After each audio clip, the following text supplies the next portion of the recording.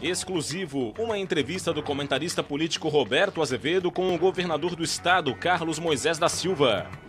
Instituto de Cardiologia pode ficar sem insumos radioativos para a realização de exames, segundo a Secretaria Estadual de Saúde. Justiça autoriza a abertura de processo para a demissão por justa causa de trabalhadores que aderiram à greve da CONCAP na capital. Na Fórmula 1, com transmissão exclusiva da Band, domingo tem Grande Prêmio da Rússia, com reencontro de Hamilton e Verstappen após a batida entre os dois na Itália. E uma reportagem especial vai mostrar um pouco do rádio, um dos mais tradicionais e poderosos veículos de comunicação que completa 99 anos no Brasil neste sábado. Está no ar o Band Cidade com Rodrigo Cardoso. Olá, uma boa noite para você. O Band Cidade começa hoje com um alerta feito pela Secretaria Estadual de Saúde. Pode faltar medicamentos radioativos usados em exames de câncer. O governo federal liberou dinheiro para a compra desses insumos, mas a verba é insuficiente. Foram liberados 19 milhões de reais para o Instituto de Pesquisas Energéticas e Nucleares, o IPEN. O dinheiro vai ser usado na produção de medicamentos essenciais para o diagnóstico e o tratamento de câncer até o fim do ano no Brasil. Para a deputada federal Carmen Zanotto, do Cidadania de Santa Catarina, a verba equivale a apenas 21% do total necessário para atender a demanda. Precisamos de mais 50 milhões de reais para o exercício ainda de 2021, ou seja, para a continuidade da produção desses insumos estratégicos. Por falta de recursos, no dia 20 de setembro, o IPEN paralisou por tempo indeterminado a produção destes medicamentos. A paralisação coloca em risco tratamentos e diagnósticos de câncer em Santa Catarina. Em nota, a Secretaria Estadual de Saúde informou que a partir da próxima segunda-feira, o Serviço de Medicina Nuclear do Instituto de Cardiologia não vai ter insumos e que os tratamentos de iodoterapia também podem ser interrompidos. Outra unidade que precisa do material é o Centro de Pesquisas Oncológicas, o CEPON, na capital. Portanto, nós não vamos ter nenhuma descontinuidade de tratamento no que diz respeito ao CEPON, ao Complexo Oncológico propriamente dito. Onde nós podemos ter alguma interferência é nos exames de estadiamento, nos exames diagnósticos dos pacientes feitos por clínicas fora do CEPON. Ainda na área da saúde, agora a pandemia de Covid-19. 11 pessoas morreram nas últimas 24 horas vítimas do coronavírus aqui em Santa Catarina. Com esses dados, com essas mortes, chegou então a 19.171, um total de catarinenses que infelizmente perderam a batalha para a doença aqui no estado. 1.124 novos casos foram confirmados de ontem para hoje, um total subiu para 1.186.988. Um total de pacientes recuperados da contaminação agora é de 1.159.519. 8.298 casos seguem em acompanhamento, são os casos ativos. 39,70% é a ocupação de leitos de UTI adulto Covid no estado, com 559 leitos vagos atualmente. É a primeira vez em meses que a ocupação de leitos de UTI baixa de 40% em Santa Catarina. Agora, as informações da vacinação de acordo com o vacinômetro atualizado para você. 70,48% dos catarinenses já tomaram a primeira dose da vacina contra a Covid-19. Um total de mais de 5.111.000 doses aplicadas. A segunda dose, 39,26%, 2.847.000 doses aplicadas e o total de doses cada vez mais próximo dos 8 milhões, 7.958.000 doses até o momento. A Polícia Civil deve concluir na semana que vem um inquérito que apura um vídeo em que um sargento da PM, na reserva da PM, profere insultos racistas e agride uma mulher em São Ludgero, no sul do estado. De acordo com o delegado que comanda as investigações, a vítima, que era companheira de Hélio Martins, de 57 anos, confirmou que foi vítima de agressão.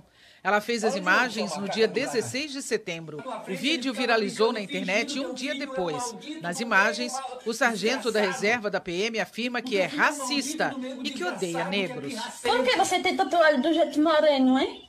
Porque eu tenho ódio, porque eu sou racista, porque eu não suporto negro. Após as agressões, a mulher se separou de Hélio.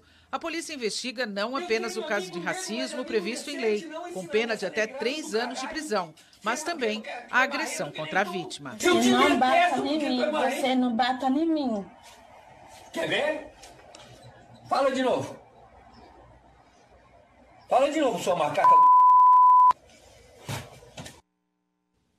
A Polícia Civil deflagrou hoje a Operação Dominó e cumpriu 55 ordens judiciais em Itapema, Penha, Blumenau, Joinville e Itajaí, em Santa Catarina e também em Uruguaiana, Rio Grande do Sul. Ao todo, 140 policiais civis catarinenses cumpriram 22 mandados de prisão temporária e 33 de busca e apreensão. A operação, coordenada pela Divisão de Investigação Criminal de Itajaí, apura crimes como organização criminosa, tráfico e associação para o tráfico de drogas.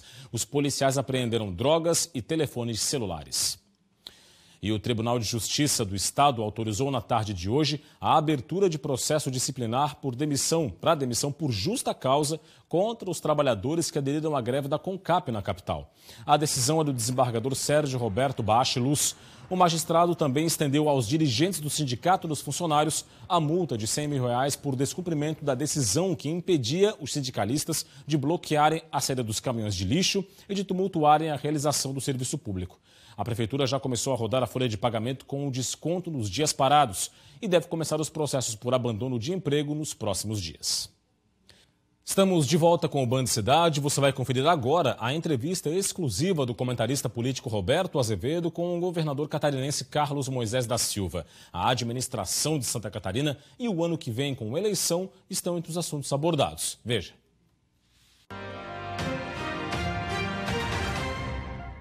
O governador Carlos Moisés da Silva está num momento diferente do seu governo. Um momento sem crises políticas, aparentemente dissipadas aquelas nuvens que incomodavam. Hoje, o catarinense pode ter certeza que o governo está pronto para o desenvolvimento, para outras áreas. Hoje o senhor tem focado também na questão da infraestrutura. Repassou, inclusive, recursos para rodovias federais no estado. Isso é fruto de que trabalho, governador? O governo tem trabalhado muito. Quando você fala assim que hoje a prioridade é a infraestrutura, a nossa prioridade é a infraestrutura desde o dia 3 de novembro, quando nós começamos na transição de governo e a gente anunciou para os catarinenses que nós aplicaríamos na infraestrutura para termos saúde, educação e segurança. Nós estamos gerando muitas oportunidades, investindo, como você bem colocou, em infraestrutura municipal, estadual e federal. Por que tinha tanta gente contra o repasse do governo do estado para essas rodovias federais? Obras importantes para o estado também. Eu penso que essa é uma política menor, uma política medíocre, quando as pessoas criam obstáculos, né, parlamentar, federal, inclusive criando obstáculos nesse sentido, para talvez até não permitir que isso acontecesse, mas a gente, graças a Deus, conseguimos avançar, dialogamos com o Ministério, levamos ali mais recursos ainda do que a gente tinha ofertado para pacificar essa discussão e quem vai ganhar com isso são os catarinenses. O foco do servidor público. O senhor concedeu um reajuste no salário base, não na base, mas uma remuneração básica diferente para os professores, com 40 horas aulas, com uma série de especificações. Também se trabalha para a questão da segurança pública a partir do ano que vem. Vai mais longe essa política para outros setores da administração pública? Claro, esta semana ainda me reuni com todas as equipes, né, Fazenda, administração, enfim, todos aqueles que negociam, inclusive com as categorias, né? O da segurança pública já está na Assembleia, assim como também o da educação já esteve lá e foi aprovado, né? E a ajuda do parlamento tem sido fundamental para a gente avançar nessas negociações. O senhor mudou a questão da previdência pública dos servidores. Foi menos traumático do que se imaginava, um debate, afinal de contas o senhor, no início da gestão, tinha apresentado um projeto que acabou sendo arquivado no início do ano passado. Os números que a gente tem apontam um déficit importante, né, de quase 5 bilhões por ano. Se a gente entender que esse déficit, quem paga é o cidadão que está nos assistindo hoje, o empresário, aquele que compra, que paga seus tributos, e que praticamente 50% de cada real que a gente recolhe de ICMS, 48 centavos vão para o déficit previdenciário, você começa a pensar, eu estou recolhendo tributo, né, para manter categorias que não têm uma previdência de subsistência, não conseguem, a conta não fecha. Então, o governo avançou um pouco, o déficit de quase 150 bilhões atuarial, e que a gente baixa aí cerca de 29, 30 bilhões com esse movimento. O senhor viveu uma recente situação envolto em duas grandes crises. Uma crise pandêmica, Covid-19, e também duas crises políticas. Nenhum governador na história de Santa Catarina passou por 2 processos de impeachment. O que melhorou nessa relação com a Assembleia? O diálogo? Abriu-se portas? Com tudo isso também é um aprendizado, né? Nós fizemos um curso expedito, né? 2 processos de impeachment, uma pandemia. Eu costumo dizer que governar é trabalhar para diminuir o sofrimento das pessoas. E na área da saúde a gente sabe que essa é uma premissa muito verdadeira. Quando que Santa Catarina vai ter de volta aqueles 33 milhões de reais pagos antecipadamente pelos respiradores? Eu tenho dito isso, nós estamos trabalhando arduamente para bloquear valores, a gente tem identificado cerca de 96% desses, mais de 30 milhões desses valores.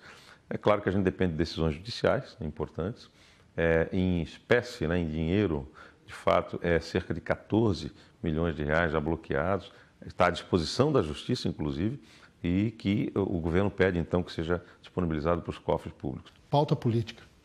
Presidente Jair Bolsonaro, aparentemente o senhor foge de alguns embates com ele e também, ao mesmo tempo, não se relaciona tanto com o grupo que estava junto com o senhor na campanha de 2018, justamente porque esse grupo é mais conservador e fica ao lado do presidente em qualquer situação.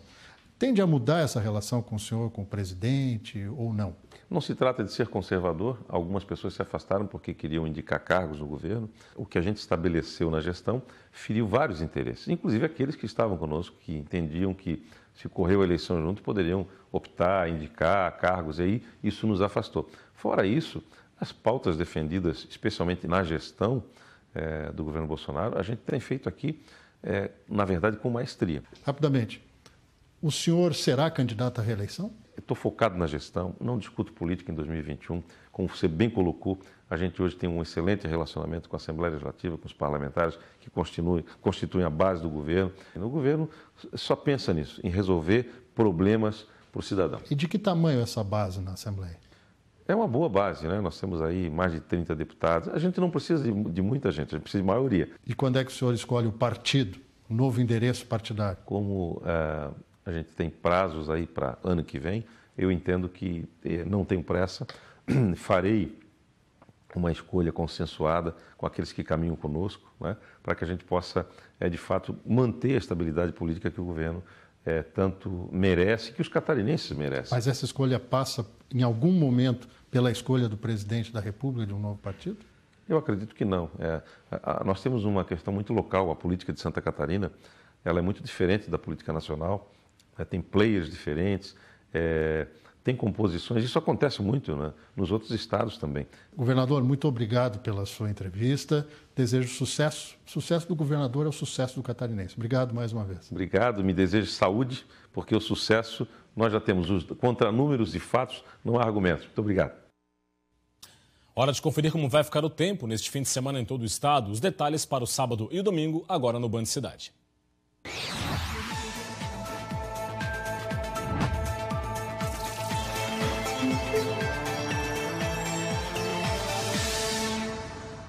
O sábado vai ter sol entre nuvens entre o oeste e o Planalto e céu mais encoberto nas demais regiões com chuva fraca, sobretudo no início e fim do dia.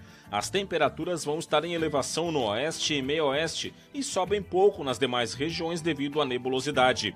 Em Florianópolis, mínima de 16 e máxima de 23 graus. Em Joinville, 17 de mínima e 23 de máxima. Em Criciúma, mínima de 15 e máxima de 22. E em Itajaí, mínima de 15 e máxima de 23. O domingo vai ser de sol em Santa Catarina, com variação de nuvens e chuva fraca no início da manhã no Vale e Litoral Norte. As temperaturas vão estar altas em todas as regiões.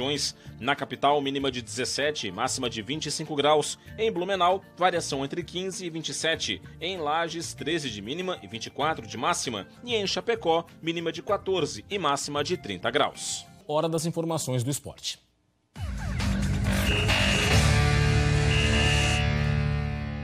A gente começa com a Fórmula 1, que tem transmissão exclusiva da Band. Neste domingo tem o Grande Prêmio da Rússia. Vai ser o reencontro entre Lewis Hamilton e Max Verstappen, pilotos que bateram no GP da Itália. Hamilton e Verstappen, os dois lado a lado de novo. Não tem espaço. Opa! O acidente. Encavalou. A imagem da temporada continua dando o que falar. E o próximo capítulo do espetacular duelo entre Lewis Hamilton e Max Verstappen será no próximo fim de semana com o GP da Rússia em Sochi. Verstappen venceu 7 das 14 corridas de 2021 e lidera o campeonato com 5 pontos de vantagem sobre Hamilton. Mas, se depender do retrospecto, não há lugar melhor para o inglês recuperar a liderança e alcançar a 100ª vitória na Fórmula 1. A Mercedes venceu simplesmente todas as 7 corridas disputadas em Sochi. Só Hamilton conquistou 4 vitórias. E Verstappen? O holandês subiu apenas uma vez ao pódio na Rússia, com um 2º lugar em 2020. Agora o Campeonato Brasileiro. Na Série A, Chapecoense tem um duelo fora de casa contra o Ceará. Para o jogo deste sábado, às 5 horas da tarde, na Arena Castelão, em Fortaleza, o técnico Pintado tem 4 desfalques. Anderson Leite, Léo Gomes, Joilson e Felipe Silva estão fora por lesão.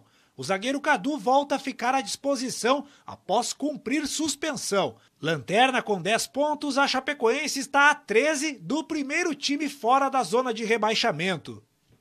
Na Série B, o Brusque recebe logo mais às 9h30 da noite o Vasco da Gama no estádio Augusto Bauer. O Avaí só entra em campo neste sábado, 6h30 da tarde, contra o CRB no estádio Rei Pelé, em Maceió.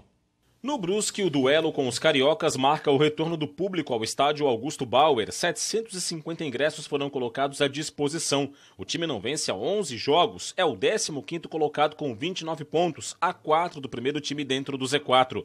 O técnico Vaguinho Dias tem 3 desfalques. O meia Marlone está no departamento médico. O atacante Thiago Alagoano e o goleiro Zé Carlos cumprem suspensão pelo 3º cartão amarelo. No Avaí tem reforço na ressacada. O meia Jadson, de 37 anos, chega por empréstimo do Atlético Paranaense e fica no Avaí até o fim da temporada, com os salários pagos pela equipe do Paraná. Jadson não viajou com a delegação do Avaí, que está em Maceió. Para o duelo contra o CRB, o técnico Claudinei Oliveira não vai poder contar com o volante Jean Kleber, suspenso pelo 3º cartão amarelo. O lateral direito Edilson cumpriu suspensão e volta ao time.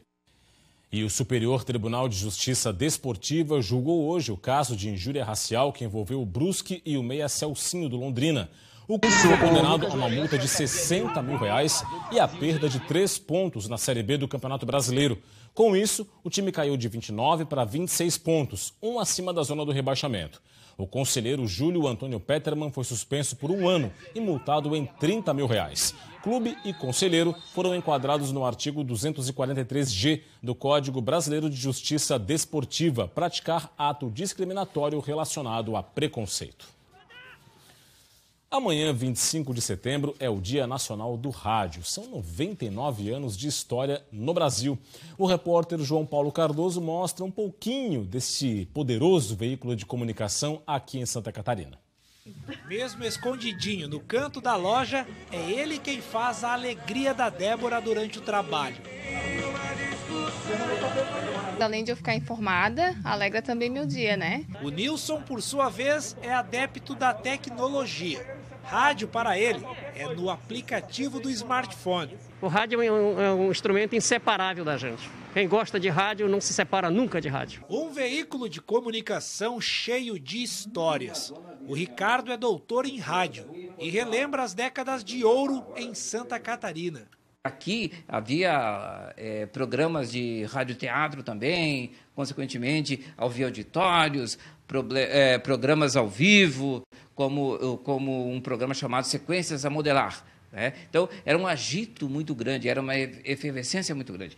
Há 46 anos no rádio, o Rogério viu de perto boa parte dessa evolução tecnológica. A primeira coisa que eu fiz quando eu entrei, que eu aprendi mesmo a trabalhar, foi gravar um vinil. Foi uma coisa fantástica, assim. Eu gravei um comercial que era num vinil antigamente. Chegou uma época que nós chegamos aqui, ó, um rádio, você toca celular e ouve no mundo todo. No dia 25 de setembro é comemorado o Dia Nacional do Rádio. A data lembra o nascimento de Roquete Pinto, considerado pai do rádio brasileiro. A primeira transmissão foi no dia 7 de setembro de 1922. De lá para cá, se passaram 99 anos. O Hermes é locutor da Band FM Floripa que em 2021 completou 24 anos no ar, com muita música boa, diversão, prestação de serviço, shows e prêmios para os ouvintes ligados na 96.1. Para ele, a interatividade com os ouvintes evidencia a importância e o crescimento desse veículo de comunicação. O rádio sempre teve o seu espaço, né? Sempre foi um veículo muito importante da comunicação e, embora todos esses anos e todas as plataformas, evolução que teve, redes sociais e tudo isso que está acontecendo, o rádio tem o seu lugar, né? A cada aniversário, o questionamento ressurge. Será que o rádio vai morrer? O rádio, ele nunca morreu. E, consequentemente, ele não vai morrer. Vida longa ao rádio! Que prazer estar na sua companhia. Sejam todos bem-vindos. Vamos nessa! A sua rádio do seu jeito. Agora na Band FM. Importantíssimo rádio. Nunca vai morrer, não é? E é tão gostoso ouvir quanto trabalhar. Comecei minha carreira no rádio, tive a oportunidade de trabalhar nesse apaixonante veículo. Realmente é muito bom fazer rádio, com certeza. Ficamos por aqui com o Band Cidade de hoje. Vem aí as notícias do Brasil e do mundo no Jornal da Band. Fique ligado. Para você um forte abraço. Muito obrigado pela audiência ao longo de toda a semana. Bom fim de semana para você. A gente se encontra segunda-feira, depois do Brasil Urgente. Tchau.